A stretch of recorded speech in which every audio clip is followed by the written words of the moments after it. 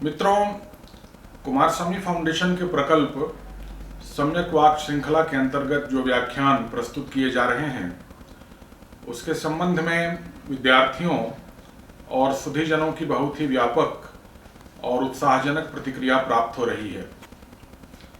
अभी तक के अंकों में हम लोगों ने राजनीति का आधुनिक परिप्रेक्ष्य क्या है, राजनीति का मध्यकालीन यूरोपीय परिप्रेक्ष्य क्या है, राजनीति का प्राचीन यूनानी परिप्रेक्ष्य क्या है और राजनीति का परंपरागत भारतीय परिप्रेक्ष्य क्या है, इन सब से आप लोगों को परिचित कराने की चेष्टा की। राजनीति के इस व्यापक स्वरूप निदर्शन के उपरांत जिस प्रकार के राजनीतिक विचारों के प्रवाह में हम जी रहे हैं, एक एक करके उन सभी राजनीतिक विचारों को भी आपके सम्मुख रखने की चेष्टा की गई।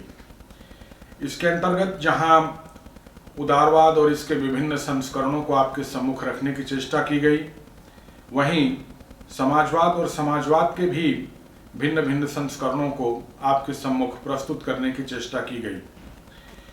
उदारवाद के विभिन्न संस्करणों में जो प्राचीन या शास्त्रीय उदारवाद है वो, आधुनिक उदारवाद, इसके अतिरिक्त नव उदारवाद और इसकी जो विपरीत ध्रुवीय विचारधाराएं हैं जैसे अमुदारवाद या सर्वाधिकारवाद, इन सब का भी विशद विश्लेषण प्रोफेसर आर.के. मिश्र जी के माध्यम से आप लोगों के सम्मुख प्रस्तुत हुआ।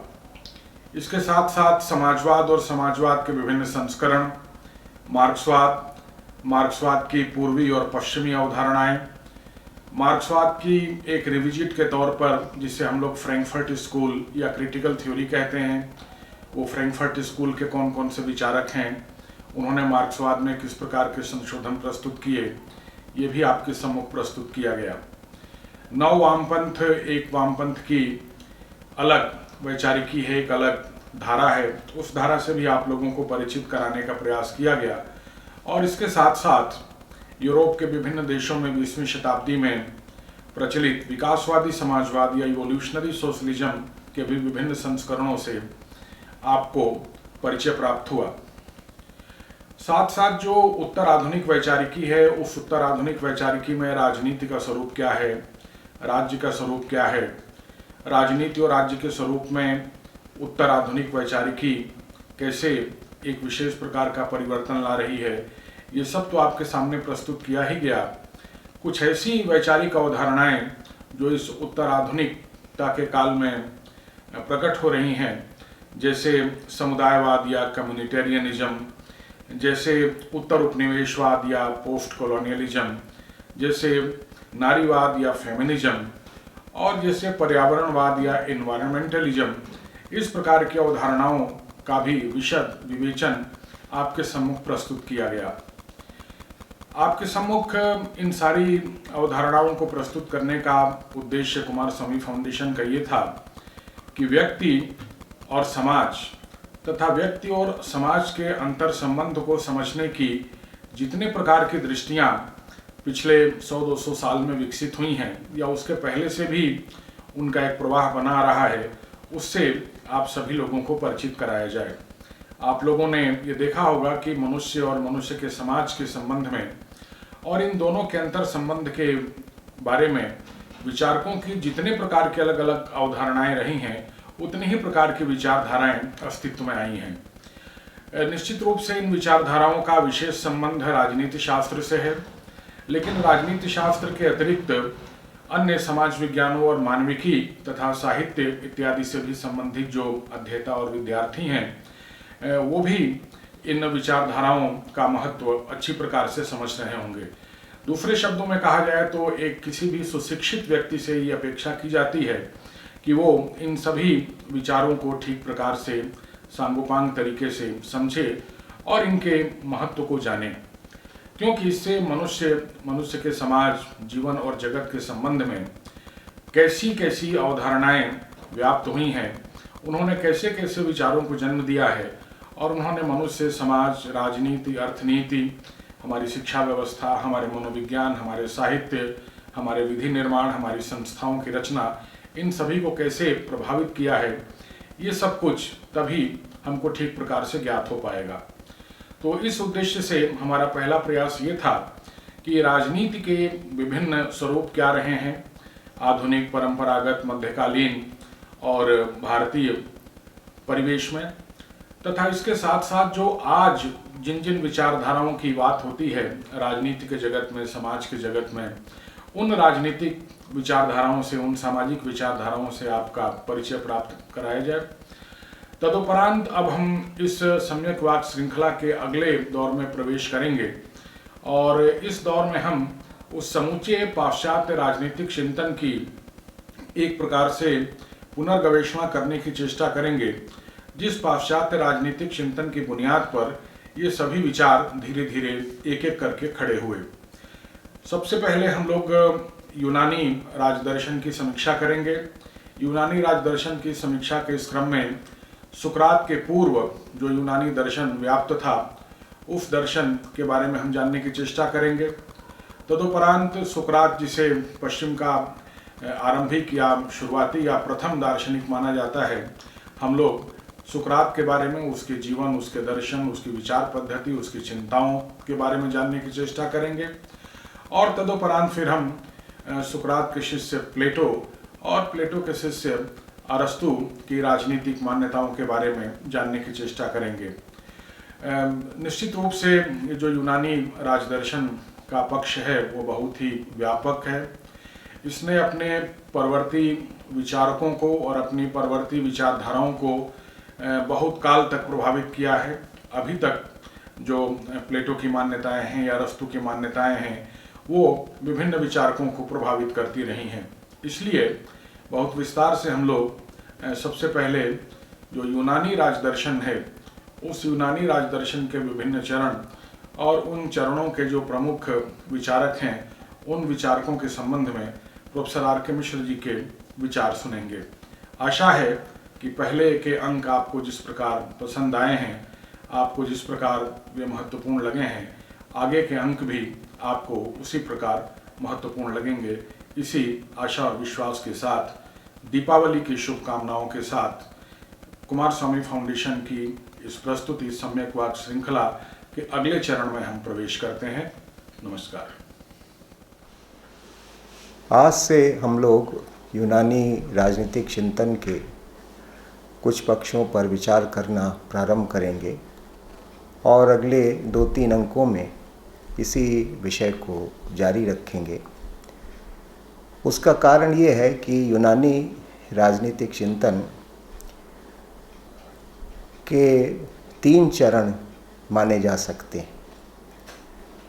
पहला चरण तो जिसको कि प्री सॉक्रेटिक फिलॉसफी कहते हैं, यानी सुकरात के पूर्व का चिंतन कहते हैं। दूसरे चरण में सुकरात और प्लेटो और अरस्तु, इनको सम्मिलित किया जाता है क्योंकि उनके विचार प्रभाव में एक निरंतरता है, एक साम्यता है। और तीसरे चरण में यूनानी राजनीतिक चिंतन का जो अवसान का काल है, जो पतन का काल है, जिसको हेलेनिस्टिक एज कहते हैं, तो उस तीसरे चरण में जो पोस्ट एरिस्टोटेलियन फिलॉसफी है, जो अरस्तु के बाद जो राजनीतिक चिंतन हुआ, जिसमें कि मुख्यतः एपिक्यूरियंस और स्टोइक्स आते हैं, तो उनका अध्ययन किया जाता है। तो इस तरह से जो यूनानी राजनीतिक चिंतन है उसको मोटे तौर से इन 3 चरणों में विभाजित किया जा सकता है और इन 3 चरणों के जो मुख्य पक्ष हैं उनके ऊपर हम लोग अगले कुछ व्याख्यानों में विचार करेंगे। आज जो विषय हमें हमारे विचार के लिए है वो प्री सॉक्रेटिक फिलॉसफी है, यानी सुकरात के पूर्व का जो चिंतन है, जिसको कि सही अर्थ में राजनीतिक चिंतन तो नहीं कह सकते क्योंकि उन्होंने राजनीतिक या सामाजिक विषयों पर विचार नहीं किया। सामाजिक राजनीतिक विषयों पर विचार की जो परंपरा है वो तो सॉफिस्टों से प्रारंभ मानी जाती है। लेकिन क्योंकि इन प्री सॉक्रेटिक फिलॉसफर्स का सुकरात और प्लेटो और सॉफिस्टों के ऊपर गहरा प्रभाव पड़ा है। इसलिए ये सुकरात के बाद के राजनीतिक चिंतन की पृष्ठभूमि का अनिवार्य भाग है और इसलिए इनकी कुछ मुख्य बातों को हमें जानना चाहिए। इस प्री सॉक्रेटिक फिलॉसफी का जो काल है वो 6th सेंचुरी BC माना जाता है, ईसा से 600 वर्ष पहले। लेकिन इसका ये मतलब नहीं है कि यूनान की सभ्यता में चिंतन मनन का कार्य 6ठी शताब्दी ईसा पूर्व से प्रारंभ हुआ। यूनान की सभ्यता तो ईसा से लगभग 900 वर्ष पूर्व प्रारंभ हुई, ऐसा विद्वानों के बीच में विचार है। लेकिन जो प्रारंभिक जो चरण है यूनानी सभ्यता का, यानी जो यूनानी सभ्यता का आदिकाल है, वो उसको ओलंपियन थियोलॉजी के काल के नाम से जानते हैं। यानी उस दौर में वहाँ पर जो धार्मिक मान्यताएं थीं यूनानियों की, उनके जो देवी देवता थे, वे प्रतिपाद्य विषय रहे उस समय के कवियों के। उस समय पोइट्स थे, जैसे कि होमर था, हेशियड था, और भी कई पोइट्स थे जिन्होंने कि महाकाव्य लिखे, एपिक्स लिखे, जो कि विश्व साहित्य की धरोहर भी माने जाते हैं। तो होमर और हेशियड और दूसरे महाकवियों ने यूनानियों की जो ब्रह्मांड और संसार के विषय में जो एक ब्रह्मांड का जो थियोलॉजिकल एक्सप्लेनेशन है, जो धर्मशास्त्रीय व्याख्या है, उसको हमारे सामने रखने का काम किया। वो लोग दार्शनिक नहीं माने जाते, वो लोग महाकवि थे और उन महाकवियों ने मिथ्स और लेजेंड्स के माध्यम से यूनानियों की जो मूलभूत धार्मिक आध्यात्मिक मान्यताएं थीं या उनके देवी देवताओं के जो विचार हैं, उनके स्वरूप के विषय में उनका वर्णन विश्लेषण अपने महाकाव्यों में किया है। दर्शन की शुरुआत तो 6ठी ईसा शताब्दी पूर्व ही होती है और इस 6ठी ईसा शताब्दी पूर्व के जो दार्शनिक हैं, यानी जो कि काल की दृष्टि से सुकरात से पहले हुए, इसलिए उनको प्री सॉक्रेटिक फिलॉसफर कहा जाता है।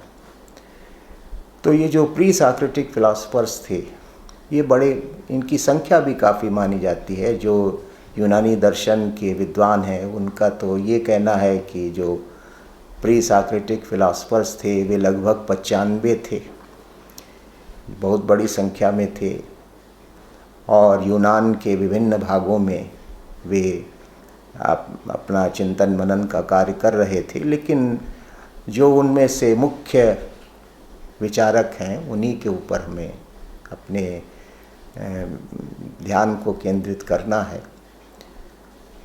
इन प्री सॉक्रेटिक फिलॉसफर्स के लिए जो शब्दावली चलती है, वो इनको कॉस्मोलॉजिस्ट भी कहा जाता है, क्योंकि उन्होंने ब्रह्मांड का मूल तत्व क्या है इसके ऊपर विचार किया है और ब्रह्मांड के लिए जो ग्रीक भाषा का शब्द है वो कॉस्मॉस है। तो इसलिए इनको कॉस्मोलॉजिस्ट भी कहा जाता है, ब्रह्मांडवादी भी कहा जाता है। इनको नेचुरलिस्ट भी कहा जाता है, प्रकृतिवादी भी कहा जाता है, क्योंकि इन्होंने प्राकृतिक जगत के ऊपर चिंतन मनन किया, इसलिए इनको नेचुरलिस्ट भी कहा जाता है। और मार्क्स ने इनको मेटलिस्ट कहा है। मार्क्स ने तो अपना जो शोध किया था वो उसके अंतर्गत ये दार्शनिक भी, जिनको कि हम लोग प्री सॉक्रेटिक फिलॉसफर्स कहते हैं, वो भी उसके शोध का विषय रहा था जब वो अध्ययनरत था विश्वविद्यालय में। तो मार्क्स ने इन दार्शनिकों को मेटलिस्ट कहा है, भौतिकवादी कहा है, क्योंकि उन्होंने इस भौतिक जगत के ऊपर विचार किया है, इस फिज़िकल यूनिवर्स के ऊपर विचार किया है, इसलिए उसने उनको मेटलिस्ट कहा है। और अरस्तु ने इनको फिजिसिस्ट कहा है, क्योंकि फिजिस शब्द जो ग्रीक भाषा का है उसका मतलब होता है प्रकृति। तो क्योंकि इनको चाहे आप प्रकृतिवादी कहिए या इनको फिजिसिस्ट कहिए, नेचुरलिस्ट कहिए, तो सभी का एक ही आशय है। तो एरिस्टोटल ने इनको फिजिसिस्ट कहा है, यानी प्रकृतिवादी। अरस्तु ने भी इनको कहा है। और ये लोग जो ब्रह्मांडवादी विचारक हैं, यानी ये जो प्री सॉक्रेटिक थिंकर्स हैं, ये कई स्कूल्स में डिवाइड किए गए हैं। और इसलिए डिवाइड किए गए हैं कि किस स्थान के, यूनान के किस स्थान से उनका संबंध था, इसके आधार पर उनका कुछ लोग वर्गीकरण भी करते हैं, तो जिसको कि हम लोग आगे चल के देखेंगे। तो एक बात तो ये है कि इनको अनेक नामों से जाना जाता है, इन प्री सॉक्रेटिक फिलोसफर्स को।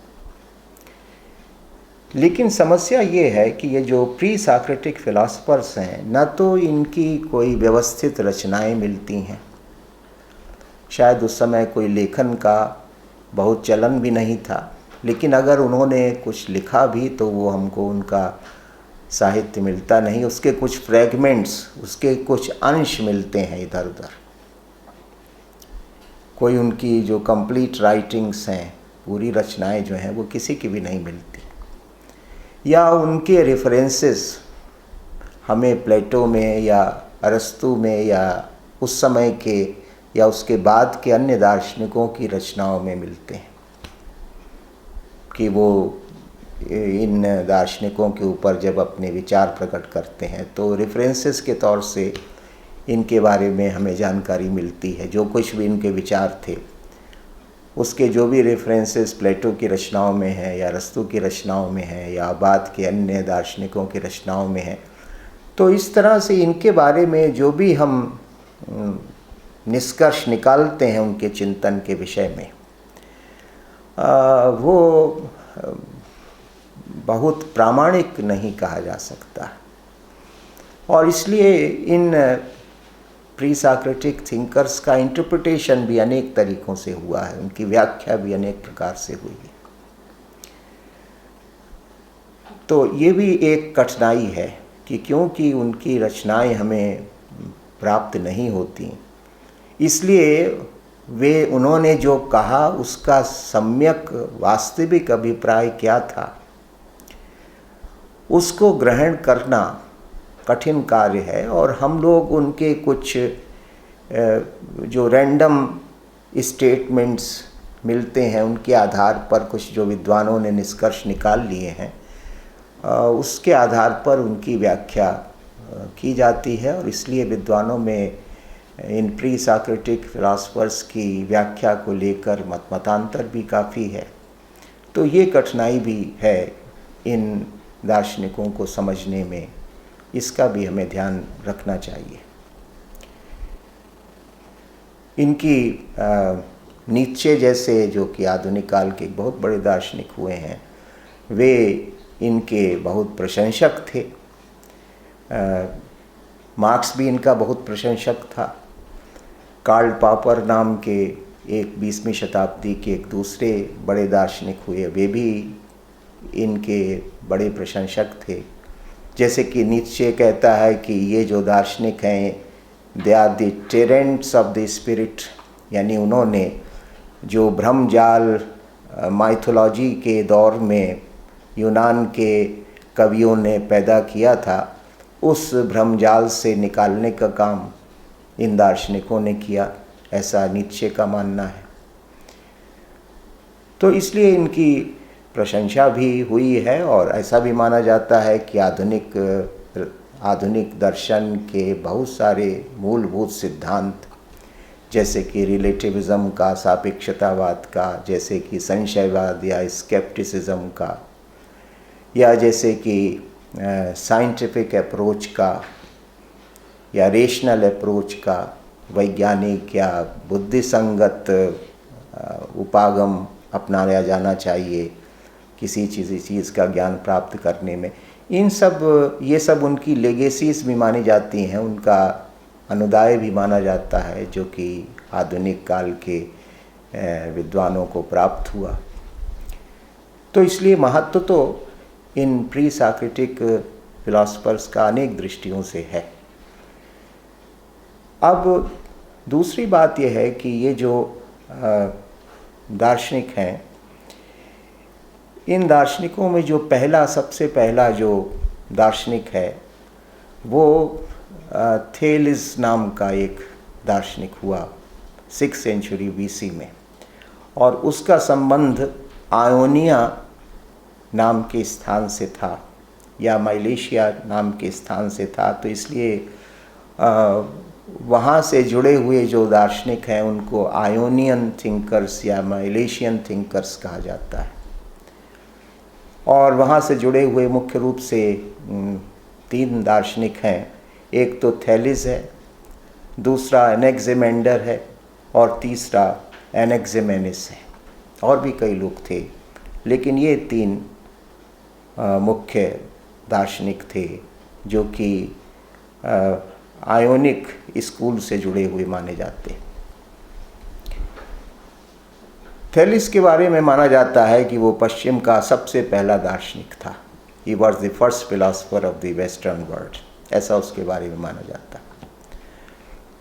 और थेलिस या ये जितने भी अन्य उस दार्शनिक थे, चाहे वो एनेक्सिमेंडर हों चाहे वो एनेक्सिमेनस हों, इनके सामने जो चिंतन का जो मुख्य समस्या थी, जो मुख्य फिलॉसफिकल प्रॉब्लम थी, वो ये कि इस जो ब्रह्मांड हम देखते हैं जिसमें इतनी वैरायटी, इतनी मल्टीप्लिसिटी हमें दिखाई पड़ती है, इतनी विभिन्नता, इतनी बहुलता जो दिखाई पड़ती है, इसके पीछे मूल कारण क्या है?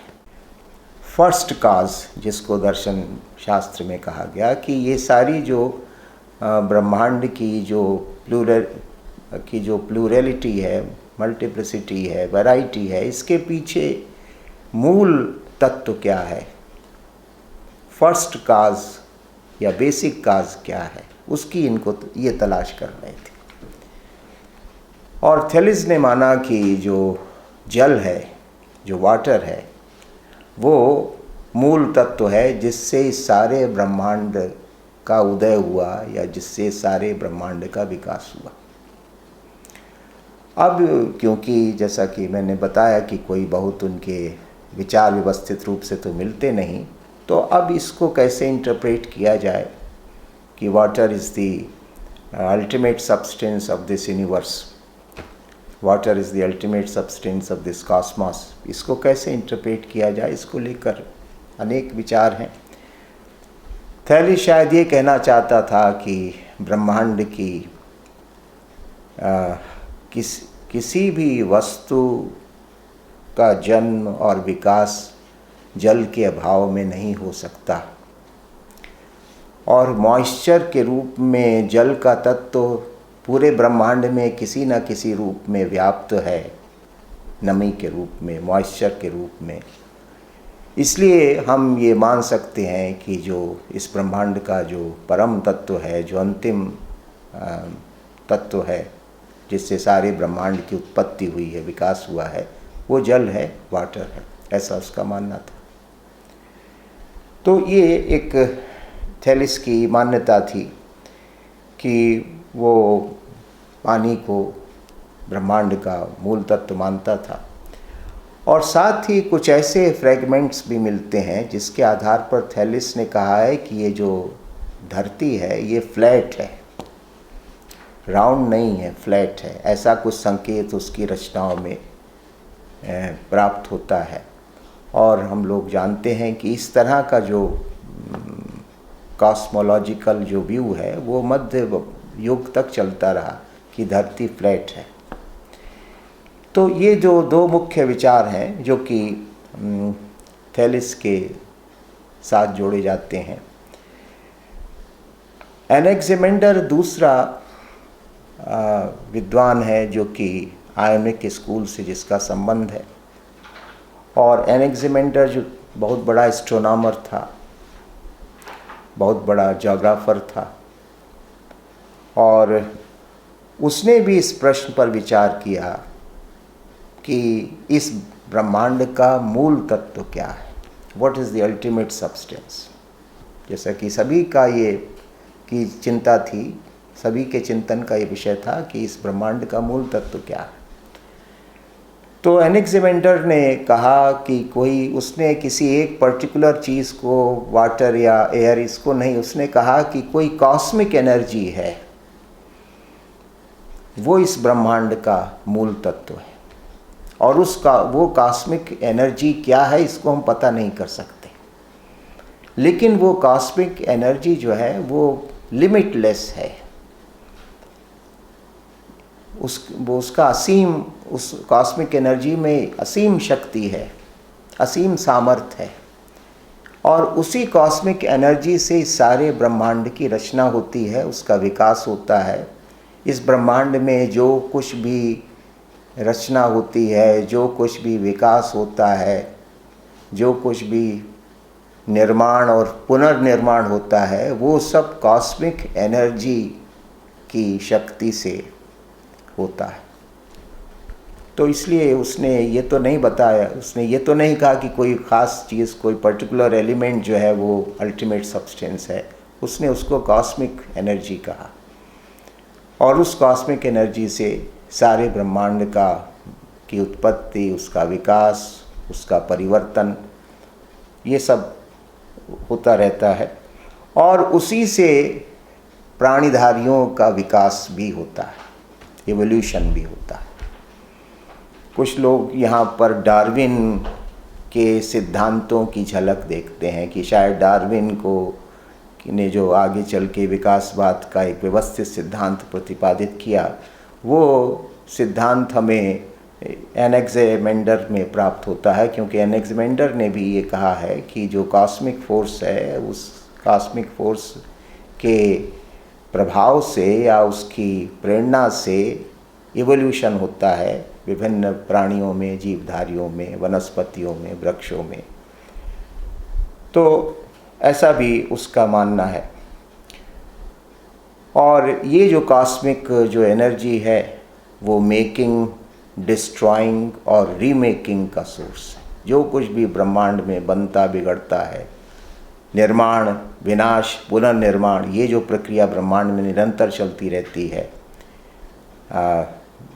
क्रिएशन, डिस्ट्रक्शन, रिक्रिएशन, तो ये प्रक्रिया इसी कॉस्मिक फोर्स के प्रभाव और प्रेरणा से चलती रहती है। तो ये एनेक्सिमेंडर का एक महत्वपूर्ण सिद्धांत था, जिसको कि आगे चल के आधुनिक विज्ञान ने अनेक तरीक़ों से विकसित किया, अनेक तरीके से उसको देखा। तीसरा जो अन्य विचारक था इसी आयोनिक स्कूल का, वो एनेक्सिमेनिस था।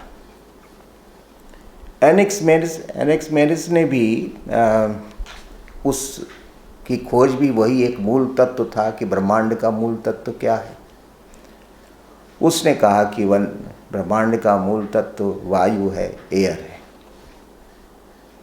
और इसी एयर के म्यूटेशन से,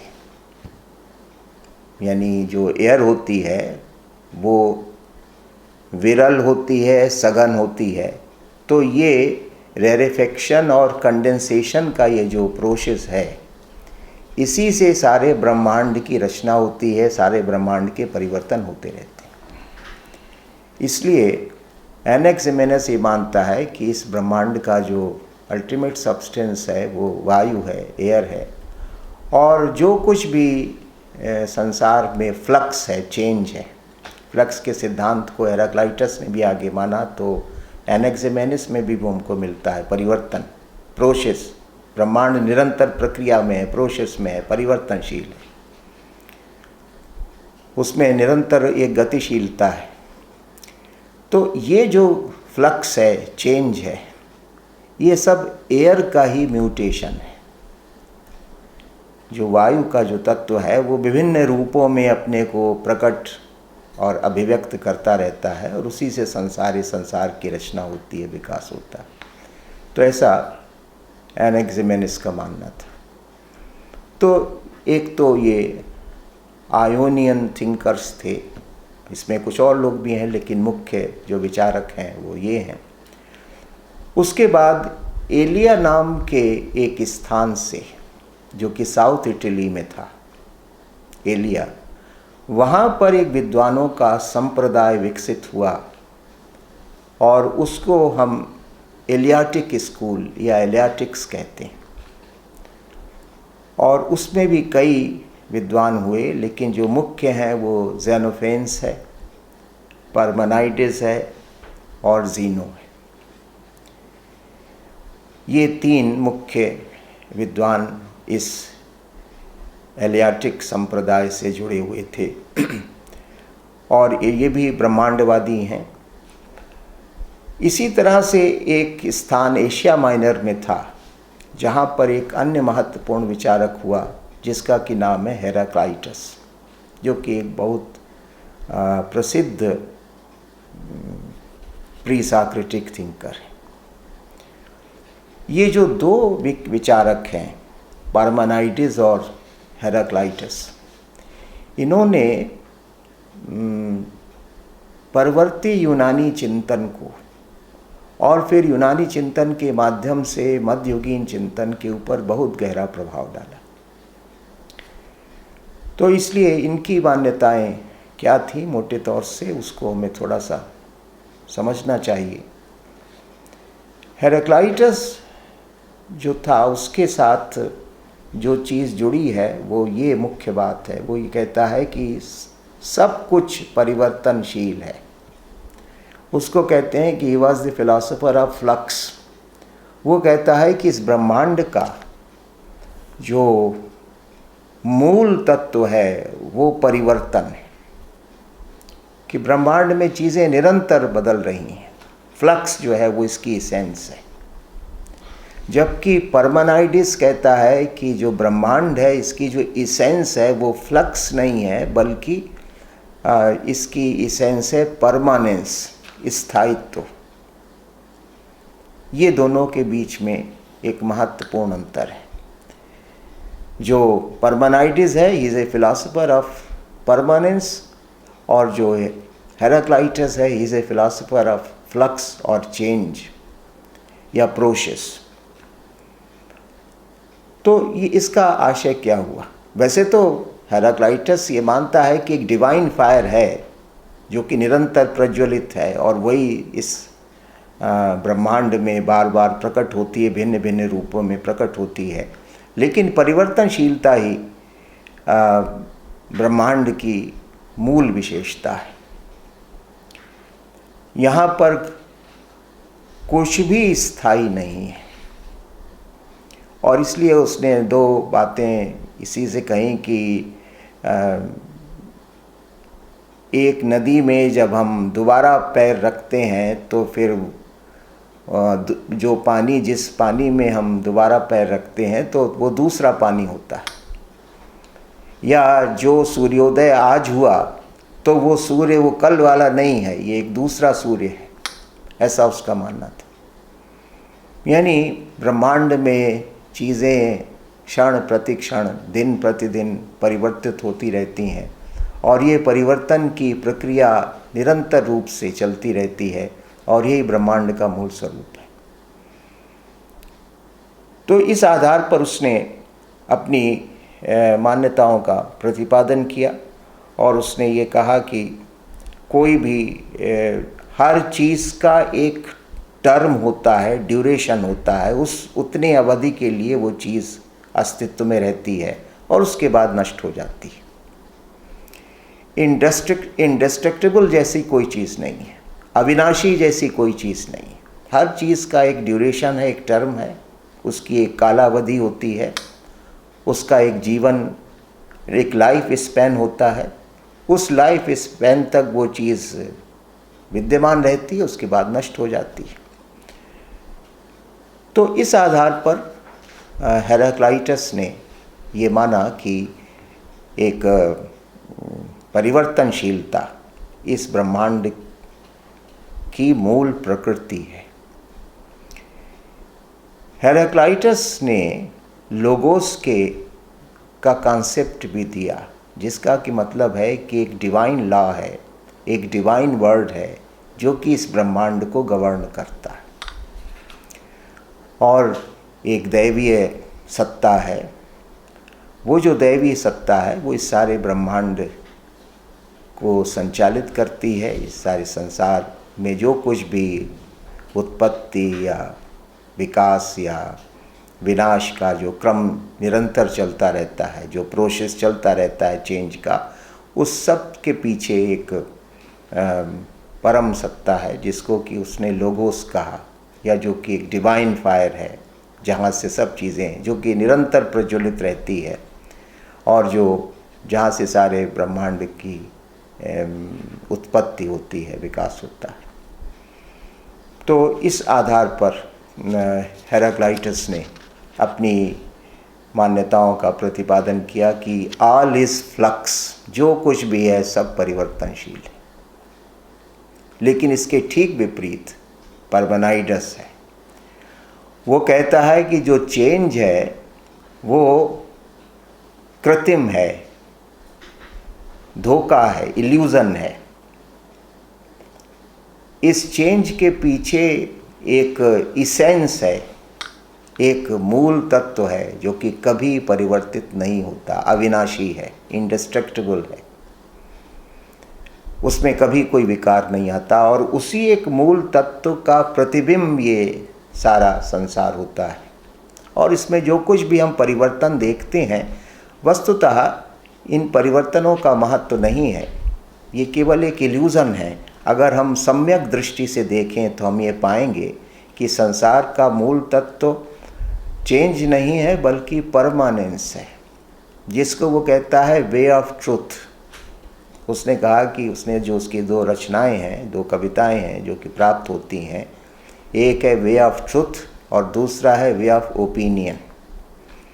वो कहता है कि जो ज़्यादातर लोग जो होते हैं वे समझते हैं कि चीज़ें निरंतर परिवर्तनशील हो रही हैं और बस यही सत्य है।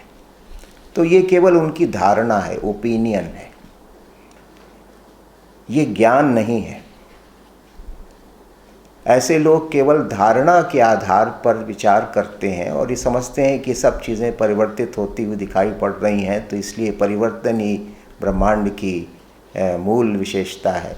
लेकिन जो ज्ञानी लोग होते हैं, जो वे ऑफ ट्रुथ पर चलने वाले होते हैं, जो सत्य के मार्ग पर चलने वाले होते हैं, वो ये जानते हैं कि ये जो चेंज है वो इल्यूजरी है, और इस सारे चेंज के पीछे एक इसेंस है, और वहीं से सब चीज़ें उद्भूत होती हैं, प्रकट होती हैं, उसी में सब चीज़ें लीन हो जाती हैं। इसलिए उसने बीइंग का कॉन्सेप्ट दिया, दर्शन शास्त्र में जिसको बीइंग कहते हैं, और हेराक्लाइटस ने बिकमिंग का कॉन्सेप्ट दिया कि मतलब है चीज़ें परिवर्तनशील हैं, और बीइंग का मतलब है कि एक शाश्वत तत्व है जिसमें कभी कोई परिवर्तन नहीं होता। परिवर्तन इस प्राकृतिक जगत में दिखाई पड़ता है, और ये एक छलावा है। जो ज्ञानी व्यक्ति होगा वो इस परिवर्तन से प्रभावित या मोहित नहीं होगा, वो इस परिवर्तन के पीछे जो शाश्वत तत्व है उसको पहचानने का प्रयास करेगा। तो पार्मेनाइडस बीइंग का कॉन्सेप्ट देता है, सत्य का, और हेराक्लाइटस बिकमिंग का कॉन्सेप्ट देता है। और यही दो कॉन्सेप्ट्स दर्शन शास्त्र के इतिहास में इनकी बहुत बड़ी भूमिका रही है। इन्हीं के इर्द गिर्द सारा चिंतन केंद्रित रहा है। तो इस आधार पर उसने ये माना है कि जो भी चेंज है या जो भी डिफरेंसेस हैं संसार में हमें दिखाई पड़ते हैं वो सब इल्यूजरी हैं, केवल दृष्टि भ्रम है, वास्तव में उनका कोई महत्व नहीं। और इसीलिए वो रीज़न और सेंस में डिस्टिंक्शन करता है। जो लोग केवल इंद्रियों से देखते हैं वे तो मानते हैं कि संसार में सब कुछ परिवर्तनशील है,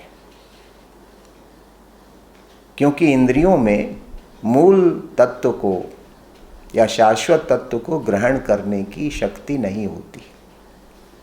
लेकिन जो लोग रीज़न से, विवेक से देखते हैं, प्रज्ञा से देखते हैं, वे ये जानते हैं कि ये जो परिवर्तनशील जो जगत है ये अवास्तविक है और जो सम्यक लोक है वो तो शाश्वत है, सनातन है।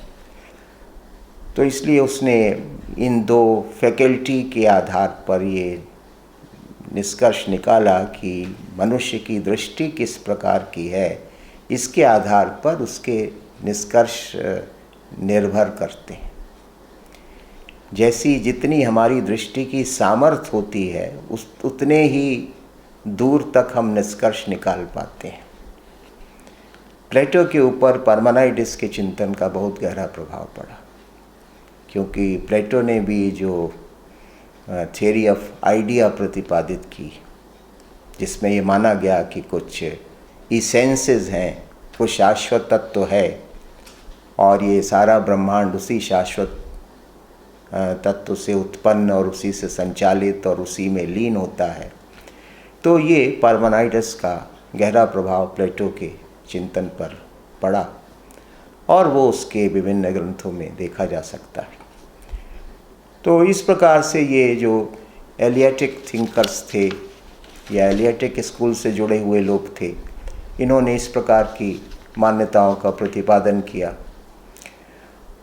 और फिर एक अन्य संप्रदाय भी हुआ जिनको कि हम लोग एटॉमिस्ट कहते हैं, अणुवादी विचारक कहते हैं। और इसमें मुख्य रूप से दो विचारक हैं, एक तो ल्यूसिपस और दूसरा डेमोक्राइटस। ये दो विचारक थे जो कि मानते थे कि इस ब्रह्मांड का मूल तत्व एटम है, अणु है, और ये जो अणु है ये इंडेस्ट्रक्टेबल है, यानी ये अनश्वर होता है, कभी नष्ट नहीं होता। और संसार के जितने भी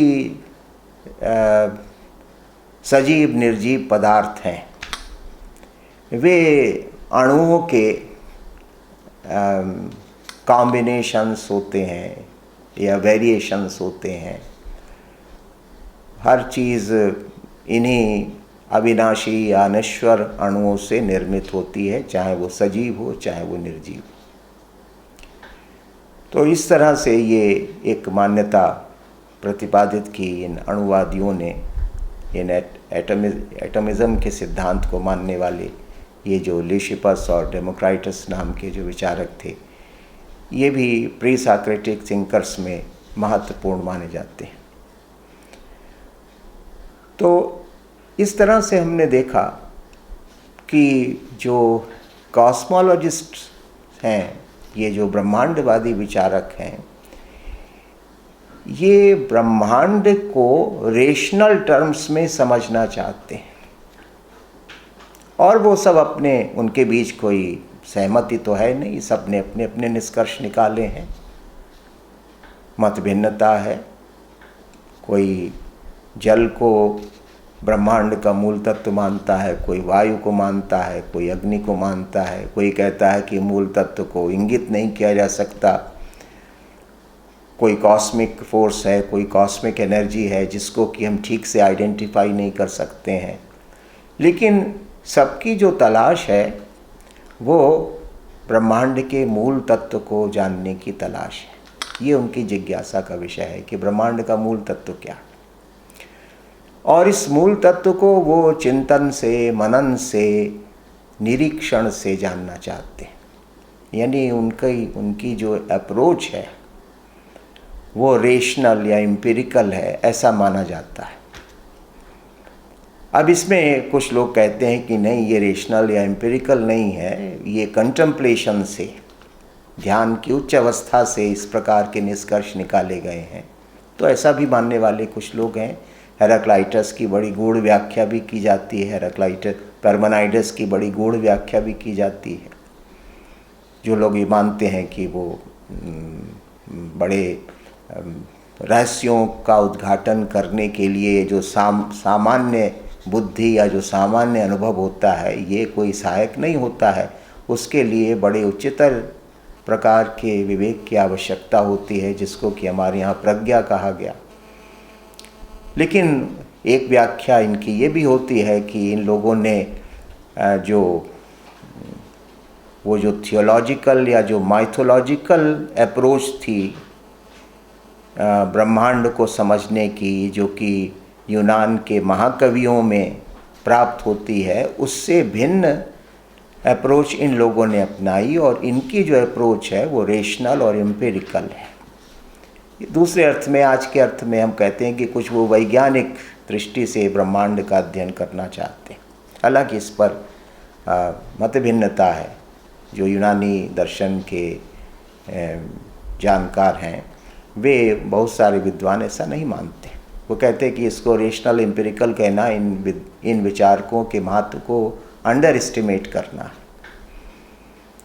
उनकी जो गंभीरता है, जो उनकी गूढ़ता है, उसको नज़रअंदाज करना हुआ। क्योंकि ये विचारक रेशनलिटी से जो और उच्चतर फैकल्टी होती है कंटेम्पलेशन की, उसके माध्यम से इन सत्यों का प्रतिपादन करते हैं। तो बहरहाल ये इस तरह के मतभेद इनकी व्याख्या को लेकर है। लेकिन इन्हीं प्री सॉक्रेटिक थिंकर्स में एक अन्य भी विचारक है जिसने कि पूरे एक संप्रदाय का निर्माण किया, जिसका कि नाम है पाइथागोरस, जो कि बहुत बड़ा गणितज्ञ था, बहुत बड़ा दार्शनिक था। उसका प्लेटो के ऊपर तो बहुत गहरा प्रभाव पड़ा और ईसाईयत की कई मान्यताओं के ऊपर भी पाइथागोरस का गहरा प्रभाव देखा जा सकता है। पाइथागोरस एक बड़ा मिस्टिकल फिगर था, एक बड़ा रहस्यात्मक व्यक्तित्व उसका था। और वस्तुतः पाइथागोरस ने एक धार्मिक संप्रदाय, एक रिलीजियस सेक्ट का निर्माण किया था। और उस रिलीजियस सेक्ट्स के कुछ अपने नियम थे, कुछ उसके अपने कर्मकांड थे, कुछ अपनी उसकी मान्यताएं थीं। और जो लोग भी उस पाइथागोरियन स्कूल के अंतर्गत थे, उनको उन सब चीज़ों को मानना होता था। हालांकि बाद में पाइथागोरियन संप्रदाय में फूट भी पड़ गई, उसका विभाजन भी हो गया। लेकिन जो पाइथागोरस ने एक ऐसे संप्रदाय की स्थापना की थी जिसका कि जो नेचर था वो थोड़ा सा स्पिरिचुअल, मिस्टिकल किस्म का था। पाइथागोरस ने कहा कि ब्रह्मांड का जो मूल तत्व है वो संख्या है, नंबर है। वो उसने ये जो किसी मैटर को मानने से इनकार कर दिया कि अग्नि या वायु या जल, इस तरह का उसने मानने से इनकार कर दिया। उसने ये कहा कि ये जो ब्रह्मांड है, पहली बात तो पाइथागोरस ने ये कहा कि ये जो ब्रह्मांड है वो एक डिवाइन पैटर्न पर आधारित है, एक डिवाइन पैटर्न है, एक उसका ईश्वरीय उसकी योजना है, उसके अनुसार ये ब्रह्मांड बना है। इसमें ऑर्डर है, परफेक्शन है, इसमें एक व्यवस्था है, पूर्णता है। और इस ब्रह्मांड की रचना इसके रचनाकार ने गणित के सूत्रों के आधार पर की है। और वो गणित के सूत्र को उसने इसलिए इसी आधार पर उसने कहा कि जितनी भी चीज़ें हैं वे सब अंततः अंक हैं, थिंग्स आर नंबर्स। ये उसकी एक मूलभूत मान्यता थी कि जितने भी संसार की वस्तुएं हैं वे अंक के रूप में देखी जाएं, तभी आप उनके सम्यक स्वरूप को समझ पाएंगे। थिंग्स आर नंबर्स, ऐसा उसका मानना था। कोई जड़ चीज़ हो, कोई चेतन चीज़ हो, कोई विचार हो, कोई अवधारणा हो, जैसे न्याय है, उसने कहा कि justice is also a number. क्योंकि उसका ये मानना था जैसा कि व्याख्याकारों ने माना है कि हर चीज़ का एक मेज़र होता है, हर चीज़ की एक पैमाइश होती है, कोई भी हो, जड़ हो, चेतन हो, तो और उस पैमाइश का एक तात्विक आधार होता है कि वो उससे अगर उस मेज़र से ज़रा भी इधर उधर जाएगी तो वो चीज़, उस चीज़ में विकार पैदा हो जाएगा, उसमें कोई ना कोई डिस्टॉर्शन, कोई ना कोई डिजेनरेशन आ जाएगा। तो इसलिए पाइथागोरस ने माना कि अगर आपको ब्रह्मांड को समझना है तो ब्रह्मांड को गणित के सूत्रों में समझा जा सकता है, ऐसा उसका मानना था। यानी और इसीलिए गणित पढ़ने पर बहुत महत्व दिया जाता था पाइथागोरस के संप्रदाय में। और हम लोग ये भी जानते हैं कि प्लेटो ने भी पाइथागोरस के इस विचार को स्वीकार किया और उसने भी अपनी एकेडमी में प्रवेश की शर्त ही लगा दी थी कि जिसको गणित का ज्ञान नहीं है या जिसकी गणित में रुचि नहीं है वो इस एकेडमी में प्रवेश न ले। तो इस तरह से पाइथागोरस ने जो एक मैथमेटिकल इंटरप्रिटेशन किया ब्रह्मांड का और ब्रह्मांड की वस्तुओं का, वो एक महत्वपूर्ण विचार था और इस विचार का प्लेटो और उसके बाद के दार्शनिकों पर भी बहुत गहरा प्रभाव पड़ा।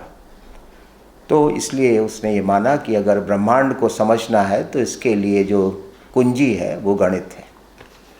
Mathematics is the key to the cosmos, ऐसा उसका मानना था।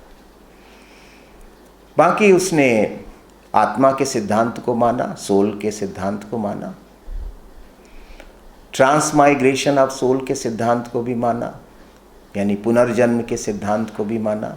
पाइथागोरियन संप्रदाय के लोग इसीलिए मांसाहार नहीं करते थे, क्योंकि उनका ये कहना था कि पता नहीं किस प्राणी में, हर प्राणी में आत्मा है, तो इसलिए किसी और पुनर्जन्म होता रहता है, तो इसलिए किसी को किसी का वध करके मांसाहार करने का अधिकार नहीं है।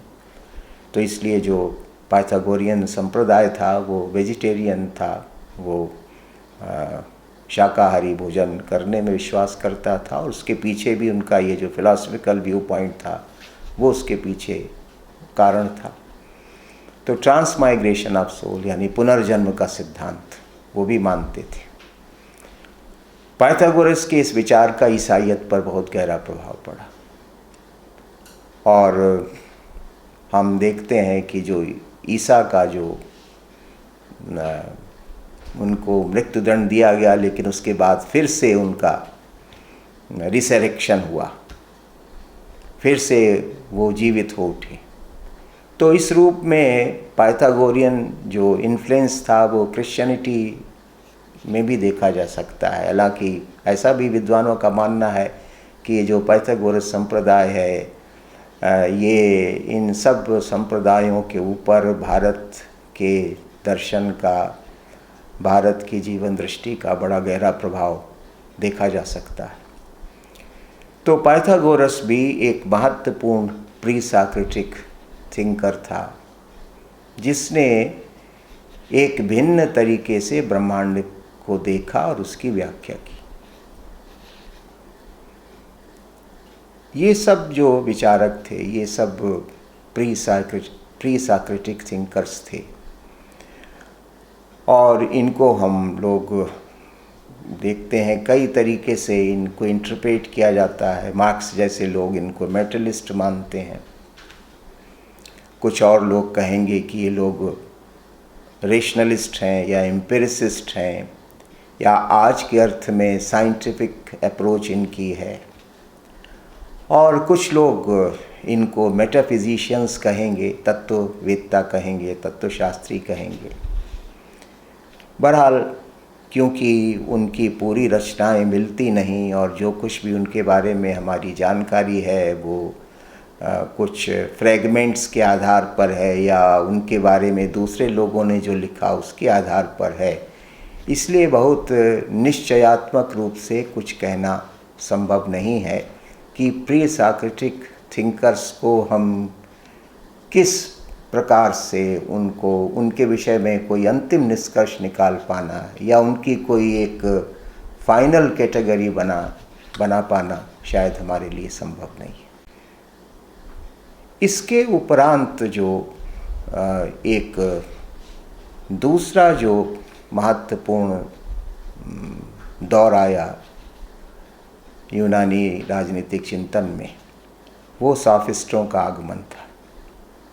और ये ईसा से 4वीं और 5वीं शताब्दी पूर्व एक विचारकों का एक संप्रदाय था जिसको कि सॉफिस्ट कहा जाता था। वैसे तो ग्रीक भाषा में सोफिया का मतलब विजडम होता है, विवेक होता है, और इसलिए सॉफिस्ट का मतलब विवेकशील व्यक्ति से होता है। लेकिन सॉफिस्ट शब्द एक अपशब्द के रूप में ही जाना जाता रहा है चिंतन के इतिहास में। आमतौर से सॉफिस्ट शब्द का प्रयोग एक चतुर, चालाक, स्वार्थी व्यक्ति के रूप में किया जाता है कि कोई बहुत ही क्लेवर है, क्राफ्टी है, और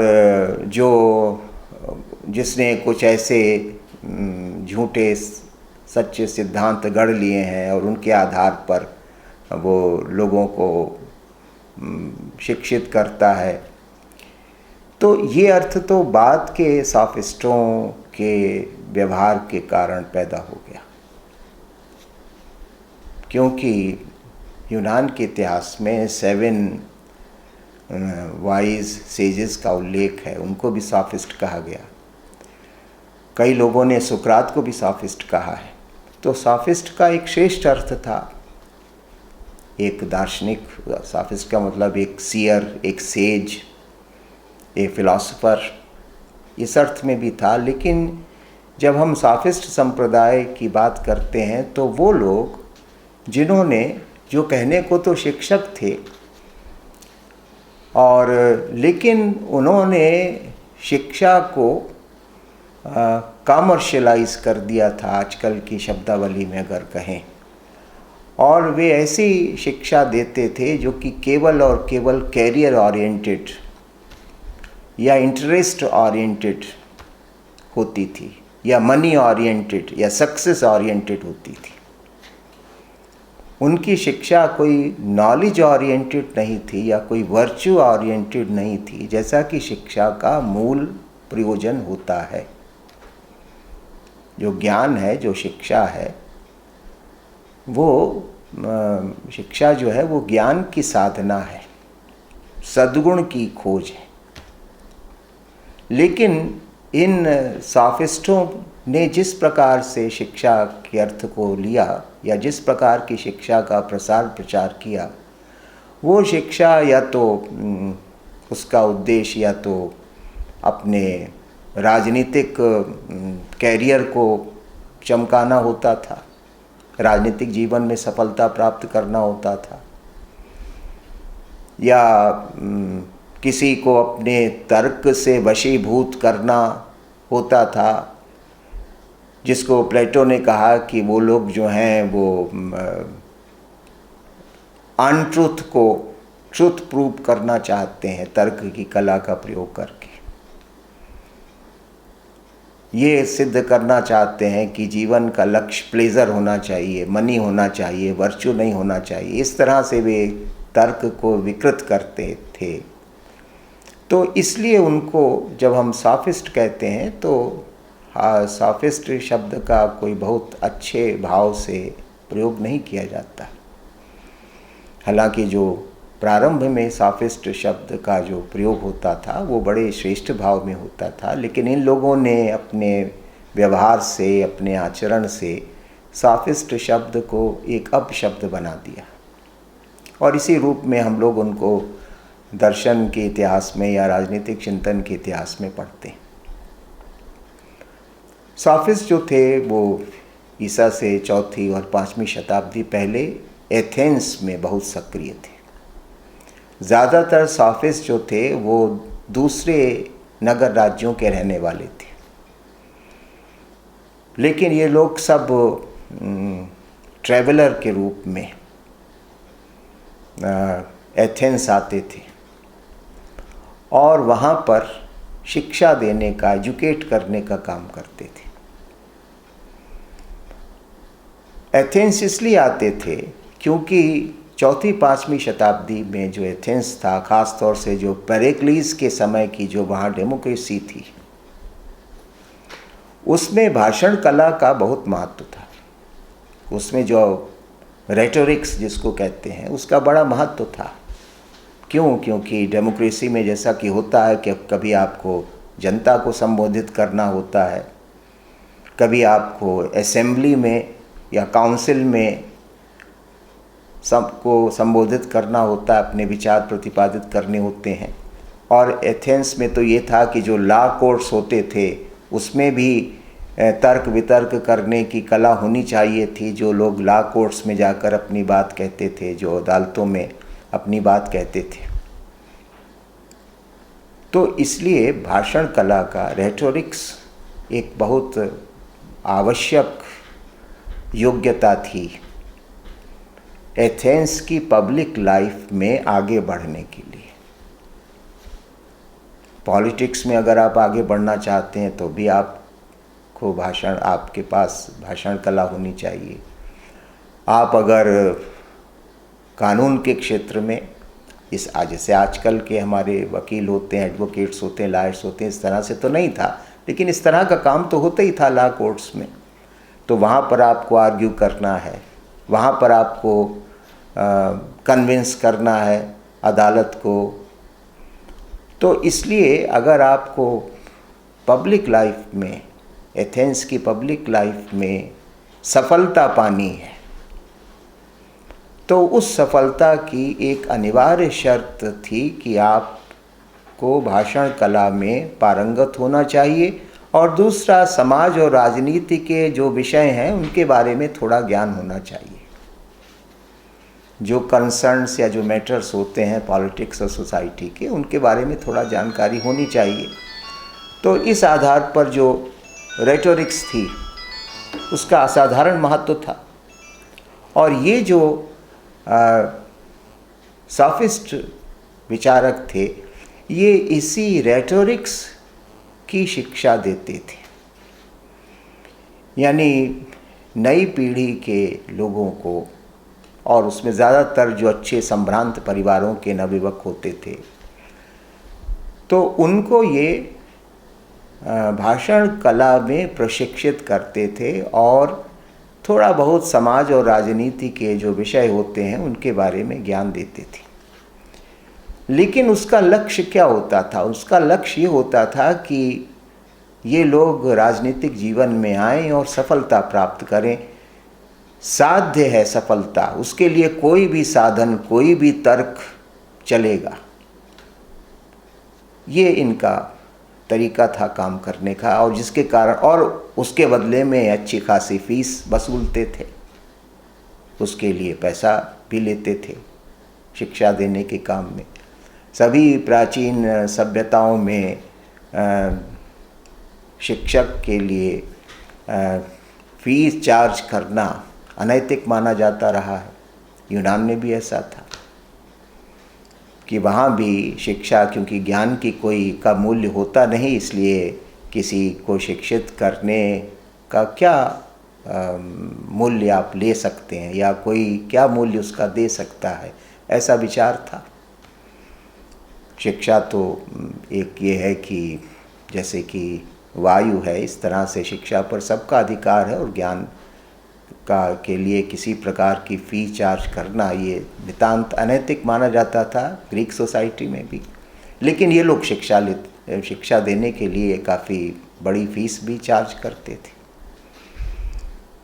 तो एक तो इनकी शिक्षा का उद्देश्य नई पीढ़ी को पूरी तरह से कैरियर ओरिएंटेड बनाना, सक्सेस ओरिएंटेड बनाना, ये होता था कि वे नगर राज्य में, यूनान के नगर राज्य में कैसे राजनीतिक सफलता प्राप्त करें, या कैसे वे असेंबली में लोगों को प्रभावित करें अपने वाक कला से, या कैसे वे कोर्ट में गलत बात को भी कैसे सही सिद्ध कर दें।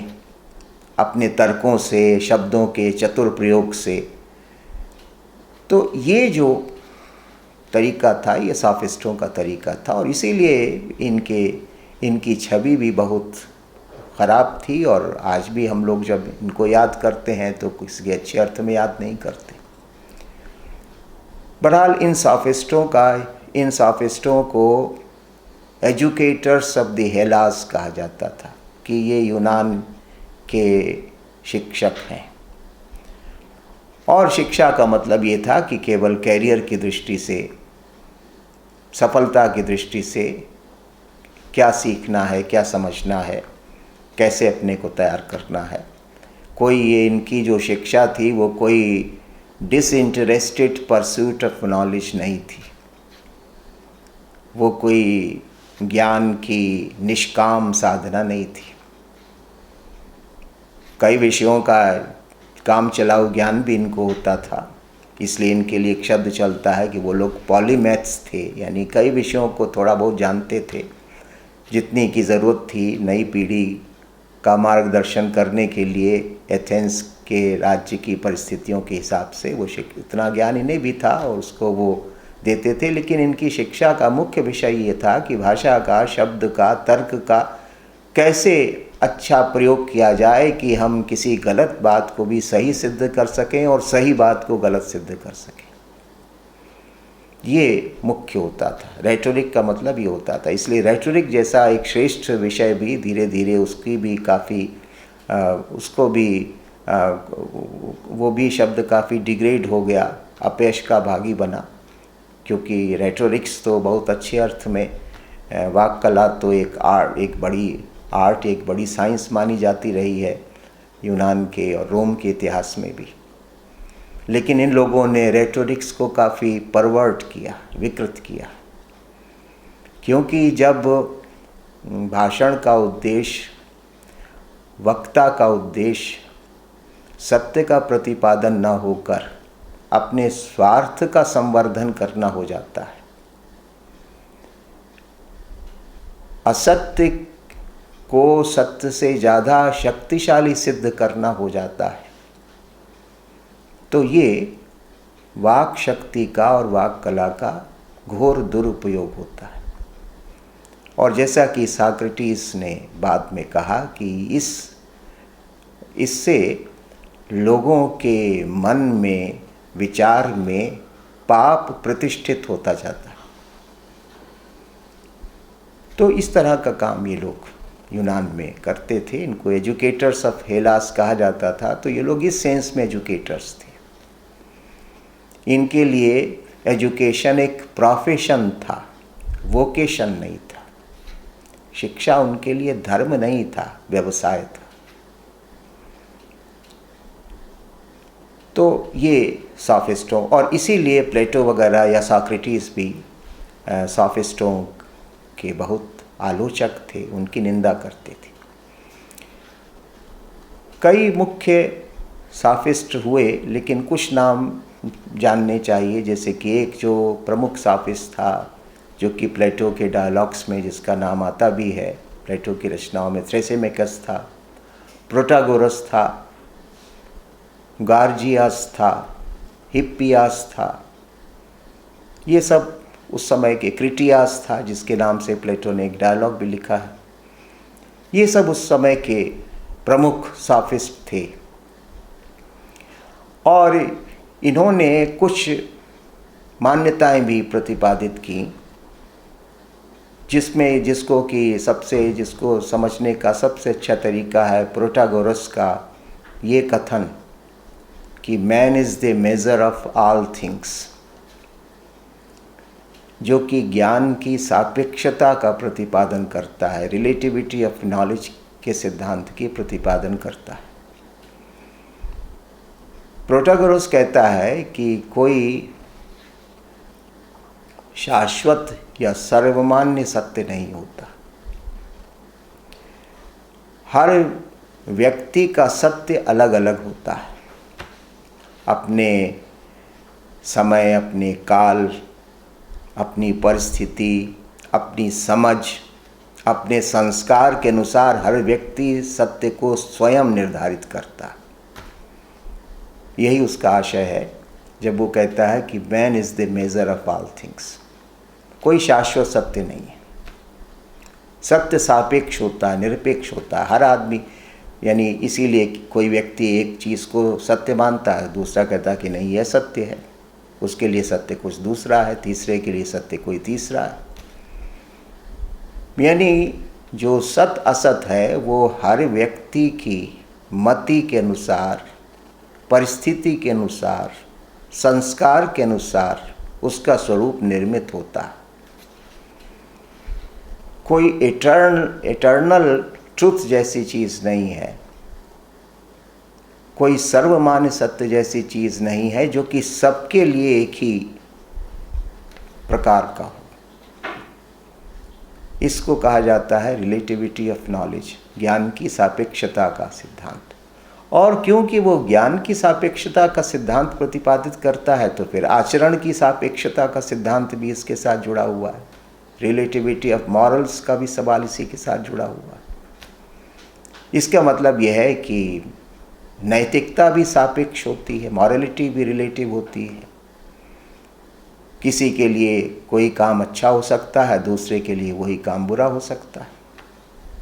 तो इसलिए अच्छे बुरे का निर्धारण भी एक सापेक्ष सवाल हो गया, एक रिलेटिव इश्यू हो गई। हर व्यक्ति जज करेगा कि अच्छा क्या है, बुरा क्या है। कोई यूनिवर्सल मॉरलिटी जैसी चीज़ नहीं होती, कोई सार्वभौमिक नैतिकता जैसी चीज़ नहीं होती। मॉरलिटी भी रिलेटिव होती है, क्योंकि ज्ञान रिलेटिव होता है तो इसलिए मॉरलिटी भी रिलेटिव होती है। और इसी को और प्रखर रूप देते हुए गार्जियस ने कहा कि सत्य जैसा कुछ है ही नहीं, कोई ज्ञान जैसी कोई चीज़ होती नहीं है, और अगर होती भी है तो उसको जाना नहीं जा सकता, और अगर कोई जान भी ले तो उसको प्रेषित नहीं किया जा सकता, कम्युनिकेट नहीं किया जा सकता। क्यों? क्योंकि दूसरे व्यक्ति का नज़रिया कुछ भिन्न हो सकता। आप उसको कोई बात समझाने की कोशिश करेंगे भी तो वो उसको ग्रहण नहीं कर पाएगा। तो इसलिए गॉर्जियस कहता है कि सत्य जैसी कोई चीज़ है ही नहीं, अगर है तो उसको जाना नहीं जा सकता, और अगर कोई जान भी लेता है तो वो दूसरे को उसको प्रेषित नहीं कर सकता, समझा नहीं सकता, कम्युनिकेट नहीं कर सकता। यानी एक घोर सापेक्षतावाद और एक घोर संशयवाद का प्रतिपादन इन साफिस्ट विचारकों ने किया।